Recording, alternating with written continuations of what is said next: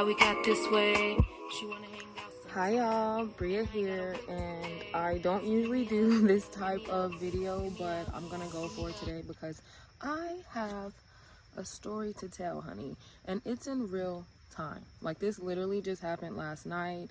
I am physically still at my campsite, and I am nude, but I'm, covered up for the purposes of this video. But I want to share with you guys how I was personally sexualized at a nudist campsite. So first and foremost, you're probably thinking, like, what are you doing at a nudist campsite, right? So I am very much so into camping. It's literally my favorite outdoor activity to do. I've gone camping so much. I've never gone solo camping, so this was my first solo camping trip. It wasn't supposed to be. Someone else was going to come with me, but at the last minute they weren't able to, so it turned into a solo camping trip. And it just so happened that this campsite is clothing optional, and I thought that's super cool because honestly, you guys, I've always wanted to, like, swim in the lake, like, naked, like, run down the creek with my tits flapping. Like, that's the type of stuff I'm into. So for me, it's not really about sexualization. It's more so about kind of just nature and being connected and one with not only earth but also your body, being confident in who you are enough to fucking strut your cheeks, bitch, in front of a fucking stranger, and yeah, that's why I came here. I thought it would be an awesome experience, like a once-in-a-lifetime experience, and if I enjoyed it, I'd probably do it again, right? So long story short, I get to the campsite, and I'm greeted by the host, who is a naked man, and that was awesome because it just started it off rip, like, look, this is what you can expect. You may or may not see naked people walking around. Get used to it. Keep your eyes up here with us, and everything's good. Like, everyone just kind of has their guard down because, like, it's hard to, like, flex or have an ego when you butt booty hole naked, honey. Like, when you're butt naked, everybody is on the same playing field. Like, we're all leveled out, honey. So I make my way down to my campsite, which happens to be the farthest one from the parking lot, so I had to, like, hike a bunch of supplies and stuff down, but it was great. I needed the exercise, and actually it wasn't that bad. It's just that the supplies that you bring in is always going to be more than the supplies you take out at the end of your trip. So at this point, I'm still fully clothed, guys. I'm still, like, getting used to the concept. I'm setting up my campsite, setting up my tent. Everything's going great. I had a warm welcome, and I was advised that they were going to get together in the evening for a bonfire and that I can come up and hang out, but I got so tired. Like, after I cooked my food, put up my tent, did everything, after having driven over here for like 2.5 hours, I was like, I'm going to bed. So me and Miss Toffers knocked out, and the first night I was here, that was it. I pretty much just kept to myself. So the next day I wake up and I decide, hey, let's embrace this whole natural experience. I'm gonna go topless and walk around my campsite, and luckily these campsites are spread out, so everybody has their own, like, personal privacy. And then if you want to engage with other people, you can go up to, like, the communal area that's up the hill. They have a shower, they have, like, just a patio deck you can hang out with. They have, like, an indoor fire pit. They have firewood, a store with any supplies that you might need. There's also a swimming hole that I need to go check out today, which I'm going to do. And there's a communal garden, so it's a great area to just go and hang out. So I put my top back on and I went up to go see what they were doing up there. So first things first, I gotta make this trek, this hike up the hill to get to the communal area because I have the farthest campsite from the folks, which purposely I wanted. I don't want to be bothered. I've been sitting back here reading my book. But I make my hike up there, and as I approach the top of the hill, a naked man's coming down, and he's like, hey, is that your car up there? You got a flat. I'm like, what? He's like, yeah, it's on the rim. I was like, damn, man. But, like, I've been studying my Buddhist, meditations and all that stuff, so I was unbothered completely. I was like, all right, whatever, I'll deal with it when I get up there. And he's like, yeah, just want to let you know. So I get up there, I speak to the host. He's like, yeah, I'll help you out with the flat, all that. Don't worry about it. Like, it's life, shit happens, And I'm like, yeah, well, I appreciate your help.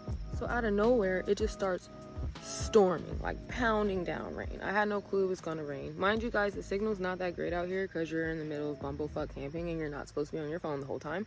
But if you do need a signal, they do have like a little service up there and Wi-Fi for you to like get connected. But like, I had no clue. I wasn't checking the weather app. It started booming, just storming, raining so hard. So now I'm stuck up here, pretty much in like the area where like all the couches and the fire pit is at, where everybody hangs out. And I'm just hanging out with the host, and I'm hanging out with one of the other people who work here. And he decided to make some breakfast. He made us some omelets, which was so amazing. And they just made me feel so safe and comfortable. Mind you, both of these men are butt naked the whole time. So at one point, I'm sitting there and I was like, you know what? I really just want to run naked in the rain. That's something I've always dreamt of doing. Like, it seems like it'll be so fun. And they were like, live your best life, girl, whenever you feel comfortable, even if you don't. It's up to you if you want to go nude. But yeah, we're going to walk around nude. And I was like, well, I ain't never had two nude men cooking me breakfast, honey. I'm enjoying this. So at this point, you guys are probably like, okay, so when does this go left, right? Anywho, I get butt booty hole naked and I run out into the rain, and I run all the way up the path to my car because I wanted to like grab something out of my car or whatever. I think I grabbed some gin out the car and I brought it back, and he made us like some mimosas, which I don't know what he made. He put like he put like 2 different sodas, some juice. He mixed it up. Like, he whipped it with the wrist and made some type of mimosa drink. And we had mimosas and we had omelets under the rain. And at this point, we're all butt booty hole naked because I done stripped and ran through the rain. And I'm actually feeling so content, so safe. I didn't feel scared. I didn't feel like, oh, they're gonna hurt me. I didn't feel like they were analyzing my body. I didn't feel any of that. I was just chilling, and I feel like we kind of met each other all on like a even playing level because we were all naked, you know. So it's like we all were just having some like really genuine, like honest conversations. We even started playing instruments. I was playing the banjo at one point, or not the banjo, the ukulele, I think, at one point, and he was playing the guitar. It was a lot. It was a whole vibe. I really enjoyed it, and this is why I decided to come back out later that evening to hang out with the group as a whole. So at this point, I pretty much just am like, hey, this was a great time. The rain kind of stopped. I'm like, I'm going to go back to my tent, check on Miss Toffers, because she was sleeping in the tent when I had left, and I'm sure she hadn't jumped out in the rain. So I was like, let me go see how she's doing and just relax. You know, I've been up there for a while. So I came back, I took a nap, everything, and I was like, I'm going to make an effort to get up tonight and make sure that I go and hang out with the group. It's about 10 people. So around 7:30, I make my hike back up the hill towards the communal area, and everybody's already there. It's like 10 people. I'm kind of the last one to show up, and this is where the story starts to go left, guys. Okay, so when I get up there, everyone's sitting outside, like on the outside deck, and our beautiful friend, I'll just call him Fred, he's good at playing the guitar, so he's out there strumming away, just creating the whole vibe. We got the fairy lights going, everybody's chilling, everybody's naked, you know, and that's fine, but everybody's just vibing out, listening to his music. So we have a good like 10-minute session of him playing music, but as I arrived, things got a little weird. Okay, so as I'm coming up the hill and I'm walking around to come up on the deck, I kind of sit towards the back because everybody's already seated. I didn't want to walk through the middle of everyone while he's playing his beautiful guitar song, so I just kind of sit towards the back. And this guy who I didn't really know, he's just one of the guests, he kind of like motions to me. He's like, hey, come closer, like come sit next to me. So I was like, oh, that's nice. So I moved closer and sat next to him, and everybody's around. They're like, hey, Brie, whatever, you know, he's playing the music, and the guy's like, you want a beer? And we'll call this guy James. So James is like, do you want a beer? And I was like, say less, honey. So he gives me a beer. We're sitting here, we're vibing out, we're listening to music, and everything's cool. I'm thinking everything's fine, and we're about to have this hippy dippy nighttime in the wood experience, right? So then this is when the host is like, all right guys, tonight we're doing sauna night. So what we're gonna do is we're gonna get in the sauna, we're gonna sweat it out, and then immediately after you hop in the shower, rinse it off, and you can repeat this process as many times as you'd like. So we were just doing it. We're going in and out, in and out. I'm in the sauna sweating my balls off, you know, and then I'd hop out, rinse off in the shower, and I do it as much as my body could, you know, handle before I was like, okay, I'm too hot, I just can't do this anymore, you know. But that was what the activity was, and we were doing it in a group setting. So the first red flag for me was that when we went into the sauna room, we all kind of had our own little towels to sit on, so you don't have to sit your booty like right on the wood on the ground. And I so happened to be next to James. And when I set my towel down, James purposely pulled my towel closer to him. And I thought that was kind of weird because I was like, I had my towel where I felt comfortable sitting. Why do you feel the need to move it closer to you? And he's like, I didn't say this to him, but this is what I'm thinking, you know? And he's like, oh, well, you know, the host, I thought he was going to sit on that side. So I figured we were making space for him. And the host didn't sit nowhere near me. He sat all the way in the middle of everyone. Like, mind you guys, I'm all the way on the end. So imagine like a U shape. I'm on the end of the U. The host is in the middle of the U, right? So he literally just like dragged my shit closer to him. And I was like, okay, I didn't make like a big deal out of it because I'm like, maybe he genuinely thought that the host was about to sit at the head of the U instead of in the middle. And that didn't happen. So instead of me being awkwardly like pulling my towel back away from him, I was like, okay, cool, I'll just sit a little closer to you, whatever. Let's snuggle. We about to sweat in this sauna and we about to get in the shower. You know, it's not that big of a deal. I can vibe in different environments. Okay, so for the next red flag, mind you guys, like I said, you're in a sauna room. It is piping hot, so you're gonna sit in there as long as you can.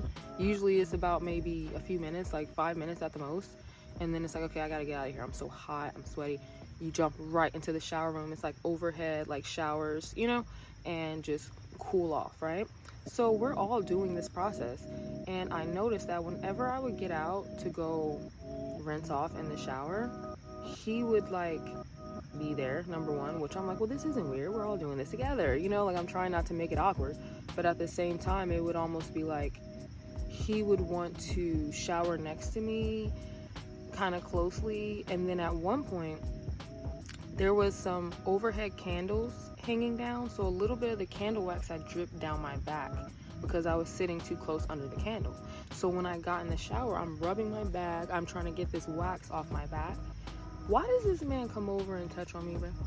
Why does this man come... Hold on, man. I'm trying to explain this the best way that I can. So imagine sitting in a room, a sauna room. It has candles all over the place. They have some hanging up. So there was one hanging behind me like this.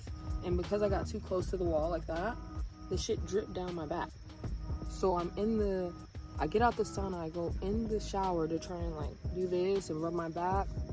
This man with no hesitation comes over and starts massaging my back, bro. Mind you, we're butt, booty, hole, naked.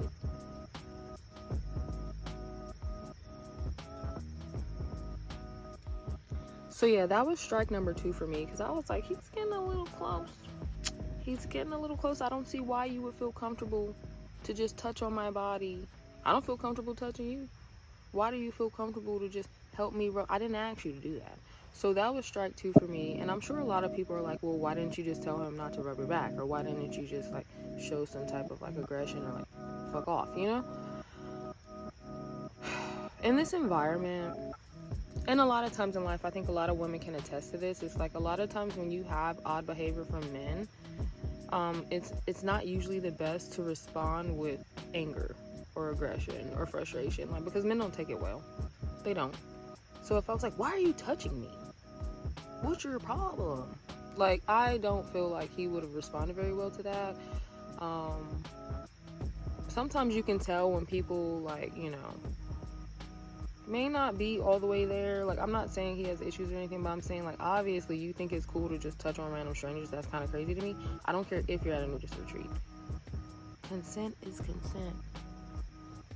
So anywho, all this has transpired, and I'm pretty much telling myself, like, I'm just trying to enjoy my time, have a good time. Maybe this guy is a little more touchy than I like. I'll just try to keep, you know, like when you know how someone acts, you're like, okay, I'll just handle you a certain way. So I didn't want to make a big deal out of it. I was just kind of like, all right, let me deal with this thing. And mind you, James is like an old head. He's like probably in his 50s, if not higher up, you know? So I was like, all right, let me not make a big deal out of this. But after we finished the whole sauna shower session, we had a jam session. We all went around the fire pit, and the guitarist started playing music. we were actually drinking some electrolyte drinks because, like, I looked like I was about to die from, like, sweating to death. They were like, oh my god, Brie, like, drink some electrolytes. Which I was like, oh my god, thank you for taking care of me. Like, I had to sweat it out, honey. But we were having a good time. We were all just chilling. And we're all set again in, like, a U shape. But we're sitting on couches now that are surrounding a fire pit. And it just so happens that who's sitting next to me? None other than James. So in this situation, you have like a single man, a couple, a single man, a couple, a single man, me, James, a single man. And then we have our guitar guy over here playing music. So I didn't mind sitting next to James at all. I was like, look, let bygones be bygones. As long as you just keep a little, you know, a little distance, we could be cool. Y'all, tell me why the whole time we're all just sitting here listening to the man play guitar, having conversations. We were playing Would You Rather at one point. Like, if you know me, I'm quick to throw in a Would You Rather game. I'm like, this is getting kind of dry. Let's play Would You Rather, you know? But why is this man literally just etching closer to me on this couch, bro? This couch could fit at least 3 to 4 people if we all just sat up straight, you know? But it was just the two of us. Plenty of space to have one person and not really need to touch each other, you know? But he just kept like stretching like, and just like moving closer to me, to the point where, y'all, I'm in the corner, like I'm on the edge of the couch, y'all. I couldn't go any farther than to fall off the couch if there wasn't a side table right there. Thank God for the side table, because I would have been in the fucking corner of the couch, bro. Mind you, the whole time this man is just inching and scooting over closer to me. Why does this man keep touching my knee, like, oh, ha, ha, you know, and just like rubbing and like putting his hand close like to my thigh, like just making an effort to have like bodily contact with me, even though obviously I'm like over here in the corner like, bro, would you scoot over? Come on, man. Like, scoot. Come on. I'm like, please don't act like you ain't never seen a naked body before, because that's crazy. Your mama can't birth. Come on. Like, I never expected this. I thought people would be a little more mature, especially at that age, to be like, bro, why are you all up on me? Back up off me. The fuck? So at this point, I'm pretty much just in survival mode. I'm like, okay, this guy is obviously making moves towards me. I don't want to make a huge deal out of it, but I also want to kind of like draw a line there. So at some point, he was like yelling at me to like get up and sing karaoke, and I was like, I don't want to do that right now. And he's like, do it. I was like, bro, scoot over, first of all. You all up on me, I'm about to fall off the couch. You yelling in my face and screaming. Dude, I was like, what is happening right now? And then you're like slightly caressing my knee. I'm like, bruh. And then to mind you guys, like, this man's campsite is literally the closest one to my campsite. So already in my head, I was like, I have space. We out here. We got distance between each other. But I was like, this man literally is right there. Like, I hope this man don't mess with me. Oh my God. So I would like to think that everybody was seeing this situation transpire and probably were getting uncomfortable as well. There were other women in the situation, but I think that they likely were protected because they were with their men. And so I didn't want to make this like, oh, he sexualized me because I'm black. It's more so like, well, I'm single. And I think being a single woman out here, that's why people are like, oh, you solo travel, it's dangerous. And I'm like, why? Because you have men out here who target women like that? I don't know. Because I'm like, these other women had a very different experience. One of the girls got up and started dancing on the pole. She was great. She was swinging all around that pole, hanging backwards, doing all type of shit, bro. Living her best fucking life. And her man sat right there and watched as the rest of us did. No, I think she felt completely comfortable to just be in her element. But I feel like as a single woman, it's like, if you don't have a man there ready to fucking beat a nigga up, you know? For whatever reason, this man just thought he could touch on me, get close to me, rub on me, do all type of weird shit that I was like, this is crazy. And yeah, I do think the other guests saw that and it made them uncomfortable. And I do think the host saw it and it started to make him uncomfortable. So I'm the type of person, I can't really lie through my face. Like, my face is gonna tell it all. So I think at one point I was kind of getting irritated with the situation, because I'm like, I can stay cool and kind of be like, okay, you know, play this out. It's not gonna be that big of a deal, you know, as long as this man don't really like put his hands on me or do something inappropriate, because I'm gonna have to beat the brakes off of him, you know. But I was like, okay, let's play it cool. But I'm pretty sure, like, it probably showed through my face, because the host, I'm sorry, literally, well, yeah, the owner and the host, he said to me, he was like, it was almost like he was trying to whisper, but he was loud about it. So I was like, oh, I see you, because it was like he's whispering to me, but he's being loud enough so that James can hear. And he was like, if you felt uncomfortable between, you know, you and another guest, you would say something, right? And I just looked at him and I was like, don't worry about it.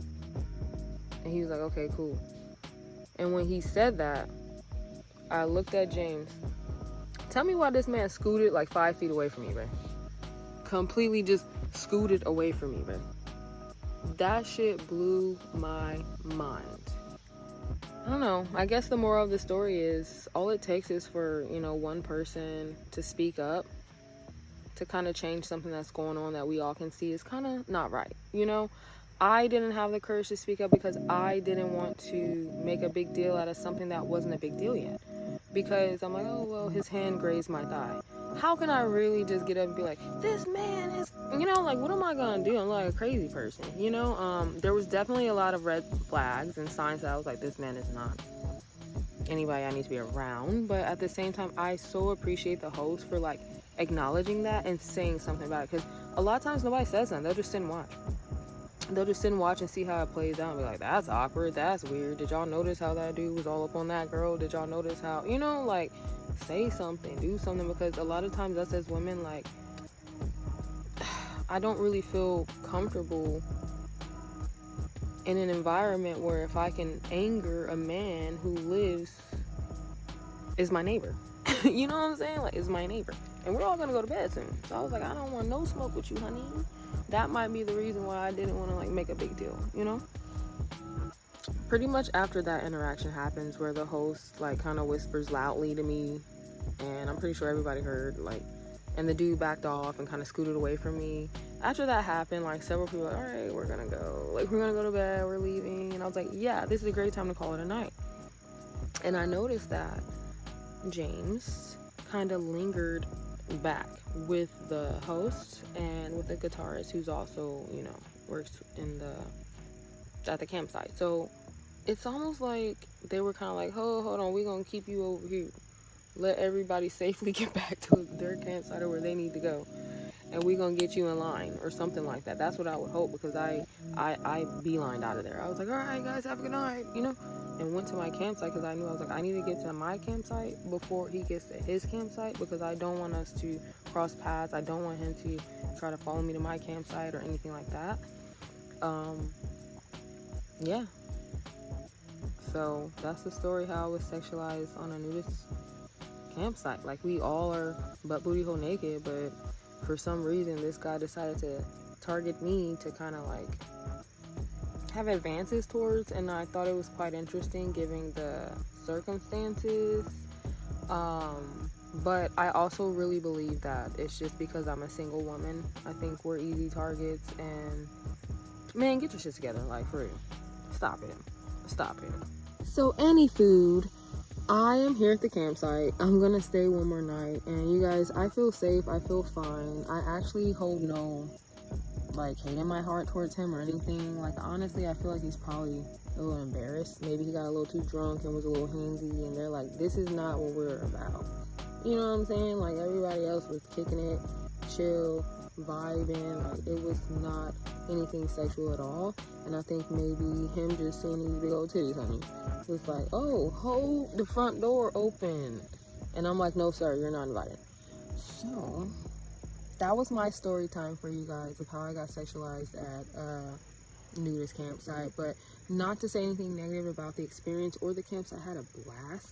It was just one kind of awkward person that I was like, watch out, girls, read the red flags. When something doesn't feel right, just, if I could do anything different, I probably would have just, like, created more distance between me and him, regardless of if it felt awkward or not. Like, I would have purposely, like, not sat next to him, or I would have purposely, like, tried to not be next to him. But I didn't want to be rude or mean. And a lot of times, bitch, you gotta be mean. What that girl said, she said, y'all bitches funny, I'm rude. You know, I'm like, maybe you gotta be rude sometimes just so you don't have to have those type of experiences, you know? So that was my story time. Let me know what you guys think about it in the comments. If I'm an idiot, let me know. If you've experienced something similar, let me know. Or if you think I handled it the best I could, let me know. Peace.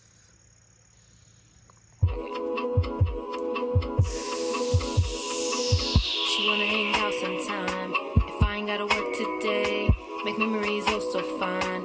They wonder how we got this way. She wanna hang out sometime, and I ain't gotta work today. So hit me up, hit me up, hit me up.